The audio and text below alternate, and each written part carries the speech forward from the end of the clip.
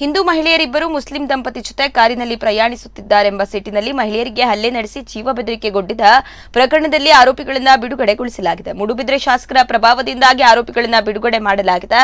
ಸ್ವತಃ ಶಾಸಕರೇ ಠಾಣೆಗೆ ತೆರಳಿ ಆರೋಪಿಗಳನ್ನು ಕರೆತಂದಿದ್ದು ನೈತಿಕ ಪೊಲೀಸ್ಗಿರಿ ಬೆಂಬಲ ನೀಡಿದ್ದಾರೆ ಎಂದು ಮಾಜಿ ಸಚಿವ ಅಭಯಚಂದ್ರ ಜೈನ್ ಸುದ್ದಿಗೋಷ್ಠಿಯಲ್ಲಿ ಆರೋಪಿಸಿದ್ದಾರೆ. ಈ ಘಟನೆಯನ್ನ ಆರೋಪಿ ತನ್ನ ಸ್ಟೇಟಸ್ನಲ್ಲಿ ಹಾಕಿ ಸಂಭ್ರಮಿಸಿ ಕಾನೂನಿಗೆ ಸವಾಲೊಡ್ಡಿದ್ದಾರೆ ಎಂದು ಆರೋಪಿಸಿದ್ದಾರೆ.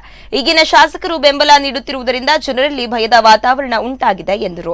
ಜಿಲ್ಲಾ ಪೊಲೀಸ್ ಕಮಿಷನರ್ಗೆ ದೂರು ನೀಡಲಾಗುವುದು, ಅಲ್ಲದೆ ವಿರೋಧ ಪಕ್ಷದ ನಾಯಕ ಸಿದ್ದರಾಮಯ್ಯರ ಮೂಲಕ ವಿಧಾನಸಭೆಯಲ್ಲಿ ಪ್ರಸ್ತಾಪಿಸಲಾಗುವುದು ಎಂದರು. ಬ್ಲಾಕ್ ಕಾಂಗ್ರೆಸ್ ಅಧ್ಯಕ್ಷ ವಲೇರಿಯನ್ ಸಿಕ್ವೇರಾ, ಪುರಸಭಾ ಸದಸ್ಯರಾದ ಸುರೇಶ್ ಕೋಟ್ಯಾನ್, ಪುರಂದರ ದೇವಾಡಿಗ, ಕಾಂಗ್ರೆಸ್ ವಕ್ತಾರ ರಾಜೇಶ್ ಕಡಲಕೆರೆ ಸುದ್ದಿಗೋಷ್ಠಿಯಲ್ಲಿ ಉಪಸ್ಥಿತರಿದ್ದರು.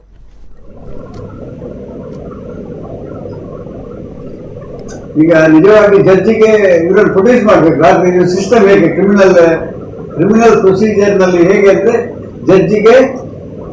ಜಡ್ಜಿ ಮನೆಗೆ ಪ್ರೊಡ್ಯೂಸ್ ಮಾಡಬೇಕು. ಜಡ್ಜಿ ಅಲ್ಲಿ ಪೊಲೀಸರಿಗೆ ಆದೇಶ ಮಾಡ್ತಾರೆ, ಏನು ಇಲ್ಲ ಒಂದ ಬಿಡಬೇಕು, ಇಲ್ಲ ಅಂದಿದ್ರೆ ಅವರೊಂದು ಸೆಕ್ಷನ್ ಪ್ರಕಾರ ಬಂಧಿಸಬೇಕು, 15 ದಿನ ಜೈಲಿಗೆ ಕಳಿಸಬೇಕು.